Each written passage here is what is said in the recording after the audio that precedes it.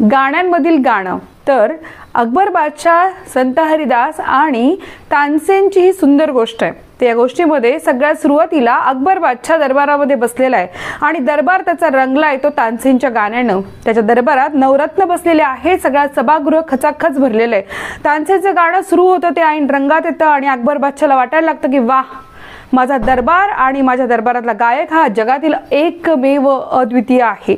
तर ते गाणं संपल्यावर अकबर बादशाह मुक्त कंठाने त्याचं कौतुक करतो आणि म्हणतो, खरंच तानसेन, तुझ्या इतकं सुंदर गाणं गाणारा या जगात तरी अस्तित्वात असेल असं मला वाटत नाही. तर तानसेन नम्रपणे मान झुकवून म्हणतो, क्षमा असावी महाराज, क्षमा असावी. या जगामध्ये माझ्याहूनही सुंदर गाणं गाणारा एक गायक अस्तित्वात आहे. तर अकबर बादशाहला हे ऐकल्यावरती जरा उत्सुकता वाटते आणि अकबर बादशाह म्हणतो, असं कुणी असेल तर जा, बोलवून आण त्याला माझ्यासमोर आणि गाणं गायला लाव. बघूयात मग दूध का दूध और पाणी का पाणी, की तो भारी गातो का तू भारी गातोस. तर त्यावर तानसेन म्हणतो, क्षमा करा महाराज, पण तो गायक काही तुमच्या दरबारावर तुमच्या आज्ञा केल्यानंतरही येणार नाही, कारण त्याला कोणाचीच भीती नाहीये, तो काही तुमचं ऐकणार नाही. मग तो म्हणतो, काय करायला लागेल, आपण त्याचं गाणं कसं ऐकू शकतो, कारण जरी तो बादशाह असेल तर तो कलेची जाण असणारा होता. त्यामुळे तो त्याला नम्रपणे विचारतो की आता काय करता येईल याच्यावर. तो महाराज, जर तुम्ही माझ्यासोबत येणार, वेश बदलून येणार माझ्यासोबत, राजा म्हणून नाही येणार, ते एक श्रोता म्हणून येणार असाल तर तुम्हाला ते गाणं ऐकता येईल.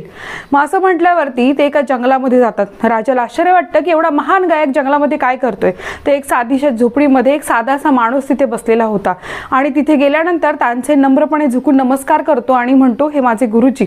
तर मग तानसेनला बघून त्याचे गुरुजी त्याचं स्वागत करतात आणि म्हणतात, तू कसं काही येणं केलं इकडे. तो म्हणतो, काही नाही महाराज.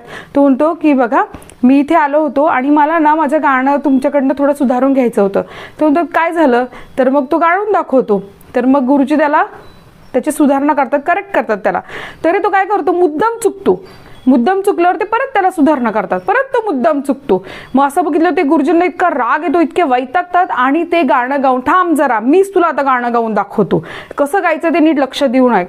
ज्या क्षणाला त्याच्या गुरुजींनी गाणं गायला सुरुवात केली त्या क्षणाला सगळं विश्व थांबलंय.